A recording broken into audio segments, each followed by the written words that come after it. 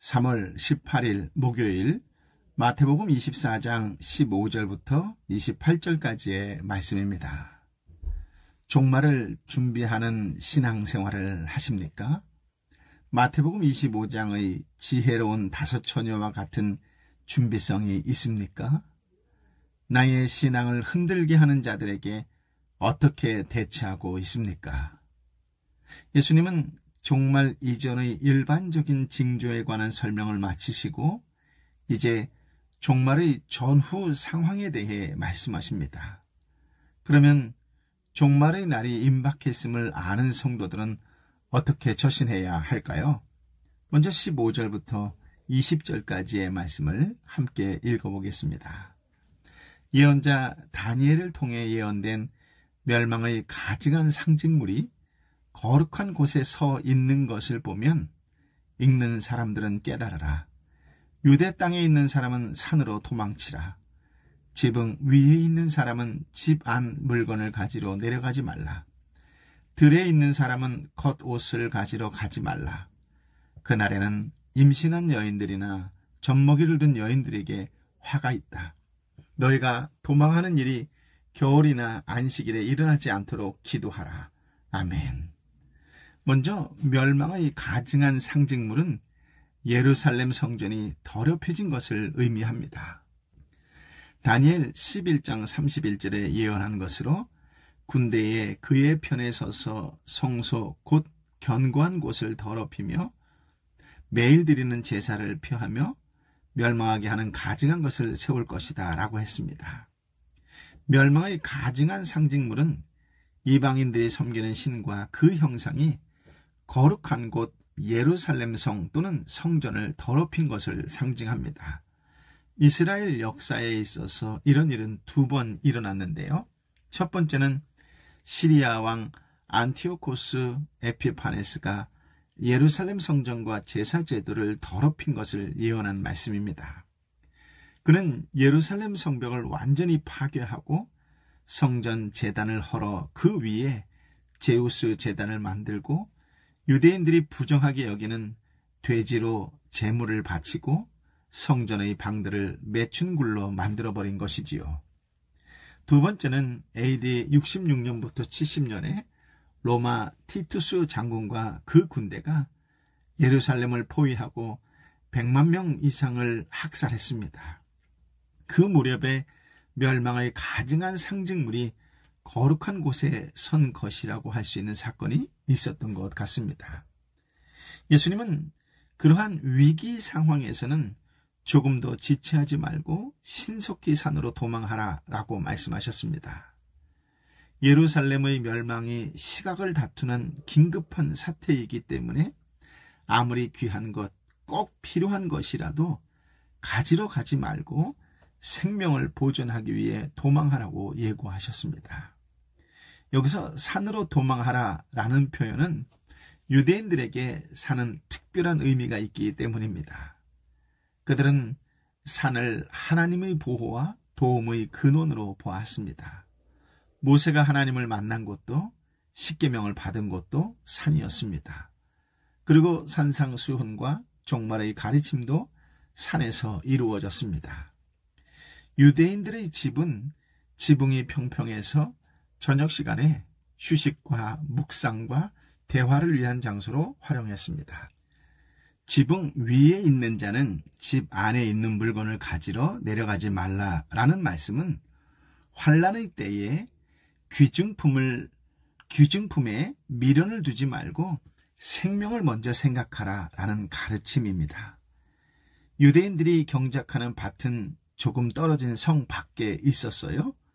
일터에 나갈 때 겉옷을 집 안에 두거나 혹은 길가에 두고 가벼운 옷만 입고 밭에 들어갔습니다. 재난의 때에 겉옷을 취하러 돌아가는 것은 화를 자초하는 것입니다. 또한 예루살렘의 멸망은 남을 돌아볼 여유가 없을 정도의 초유의 사태가 될 것이고 또 그날이 갑자기 임할 것이기 때문에 신속히 피할 수 없는 임신한 여인들이나 젖먹이를 둔 여인들은 더 큰 고통이 따를 것이기 때문에 안타까워하며 하신 말씀입니다. 겨울에는 비가 오는 계절이기 때문에 땅이 지러 도망도 어렵고 식량 확보하기도 어렵습니다. 안식일에는 율법을 준수하며 종교 행위에 주력해야 하므로 이동하는 것이 제한되어 있었지요. 만약 이런 일이 벌어져서 도망가야 한다면 그들은 아마도 도망가느니 차라리 죽임을 당하는 길을 택할지도 모릅니다. 그러므로 겨울이나 안식일에 일어나지 않도록 기도하라 라고 말씀하셨습니다. 우리의 신앙이 늘 봄과 같이 은혜로 충만하기를 예수님의 이름으로 축복합니다. 아멘. 21절 22절 말씀을 함께 읽어볼까요? 그때가 되면 큰 환난이 있을 것이다. 그런 환난은 세상이 시작된 이후 지금까지 없었고 앞으로도 없을 것이다. 그 날들을 줄여주시지 않았더라면 아무도 구원받지 못할 것이다. 그러나 택하신 사람들을 위해 하나님께서 그 날들을 줄여주실 것이다. 아멘. 앞서 언급한 대로 당시 예루살렘 성 안에는 유월절 잔치로 전국에서 사람들이 엄청나게 모였었는데 로마 군대에 의해 100만 명 이상의 유대인들이 살해당하고 질병과 기근까지 겹쳐서 마치 생지옥과 같았다고 요세푸스는 기록으로 전하고 있습니다. 정치적으로 보면 예루살렘 성전 파괴는 이스라엘에 대한 로마 군대의 승리이지요. 그러나 영적으로 보면 메시아를 거부하고 대적하여 십자가에 죽인 자들에 대한 메시아의 심판이었습니다. 주님은 계속해서 심판을 예고하셨고 심판에서 피할 길도 알려주셨지만 끝내 주님의 말씀을 듣지 않는 자들은 멸망되고 말았습니다. 그러나 긍휼의 주님께서는 심판 중에도 택하신 자들을 위하여 그 날들을 줄여주셨습니다. 택하신 자들이란 하나님이 보내신 메시아를 믿고 하나님의 은혜와 통치를 받아들이는 사람들을 말합니다. 그렇습니다. 심판 중에도 자비를 베푸시는 하나님이십니다. 왕께서는 당신의 왕 되심을 거부하고 대적한 자들을 철저하게 심판하셨으나 당신의 백성들은 완벽하게 보호하는 방향으로 역사를 주관하셨습니다. 23절 이하에 계속해서 경고의 말씀을 주시는데요. 먼저 23절부터 25절까지의 말씀을 함께 읽겠습니다. 그때 누군가 너희에게 보라 그리스도가 여기 있다 또 저기 있다 라고 해도 믿지 말라. 가짜 그리스도들과 가짜 예언자들이 나타나 놀라운 표적과 기사를 보이면서 가능한 한 선택받은 사람들까지도 현혹할 것이다. 보라, 그때가 오기 전에 내가 미리 너희에게 일러 두었다. 아멘. 환난의 때는 가짜 그리스도들과 가짜 예언자들이 활개칠 수 있는 절호의 기회입니다. 스스로 그리스도라고 말하는 가짜 그리스도들과 가짜 그리스도를 옹호하는 가짜 예언자들이 사회가 혼란한 틈을 타서 사람들을 유혹하는 그런 사람들을 말합니다. 그들은 놀라운 표적과 기사를 보여주면서 가능한 한 선택받은 사람들까지도 현혹할 것입니다. 사람들은 삶이 몹시 힘들거나 장래 문제로 갈등하고 방황할 때 큰 능력과 확신을 가진 사람들에게 의존하고픈 마음이 생기기 때문이지요. 주님은 제자들이 표적과 기사에 현혹되지 않도록 너희에게 미리 일러두었다라고 하셨습니다. 즉 예수님이 이런 내용을 미리 말씀하신 것은 제자들과 성도들이 복음 이외에는 다른 그 무엇도 믿지 않도록 경고하기 위해서이지요. 그러므로 표적과 기사만을 따라 움직이는 신앙은 언제나 위험합니다. 물론 참된 신앙에도 분명 표적과 기사는 나타납니다. 그러나 표적과 기사는 매우 사악한 사교 집단에서조차도 나타난다는 것이지요. 그래서 표적과 기사 중심의 신앙은 바른 진리에서 떠나기 쉽습니다. 건강한 신앙은 미리 말씀하신 주님의 말씀에 철저히 의존합니다. 철저히 성경 계시에 의존하는 신앙이 아니고서는 미혹을 이기기 힘들지요. 26절부터 28절 말씀 함께 읽어볼까요? 그러므로 누가 너희에게 그리스도께서 저기 광야에 계시다라고 해도 나가지 말고, 또 그리스도께서 여기 골방에 계시다라고 해도 믿지 말라. 번개가 동쪽에서 치면 서쪽까지 번쩍이듯이 인자가 오는 것도 그럴 것이다. 시체가 있는 곳에는 독수리들이 모여드는 법이다. 아멘. 당시 유대인들은 광야를 메시아 도래의 장소로 생각했습니다. 그래서 광야가 예언자들의 활동 무대가 되어 왔지요. 세례 요한이 광야에 외치는 자라는 칭호를 얻게 된 것도 이 때문입니다. 요세푸스의 글에 의하면 많은 사기꾼들이 광야를 주 무대로 활동하며 백성을 미혹했다고 합니다.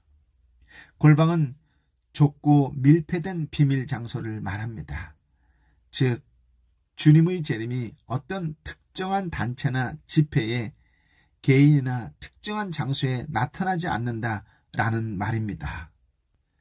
예수님의 재림은 번개의 번쩍임같이 돌연적이고 일반적이고 공개적으로 이루어질 것입니다. 그러므로 광야의 어느 수도원에서나 깊은 산중에서 큰 능력을 행하는 예언자가 있다고 하여도 속아서는 안 됩니다.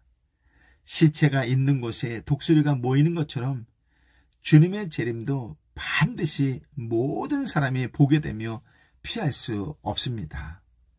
그날의 성도들은 영광 가운데 주님을 만나게 될 것이고 세상은 멸망할 것입니다.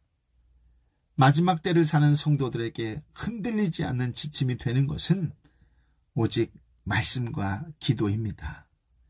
그리스도가 나타났다는 소문이나 사람들에 의해서 행해지는 큰 표적과 기사들은 때로 우리의 마음을 혹하게 할 수는 있습니다.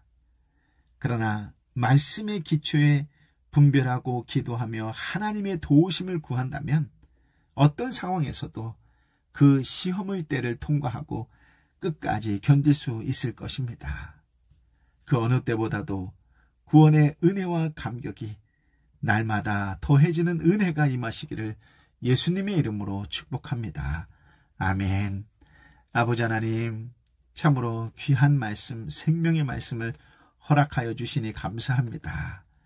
마치 종말의 징조처럼 보여지는 이 땅과 열방의 자연적인 환경 변화와 사람들의 어렵고 힘든 난리와 같은 세상 속에서 이때야말로 주님께서 말씀하시는 종말의 때인 것은 아닌지 하고 생각할 때가 많이 있지요.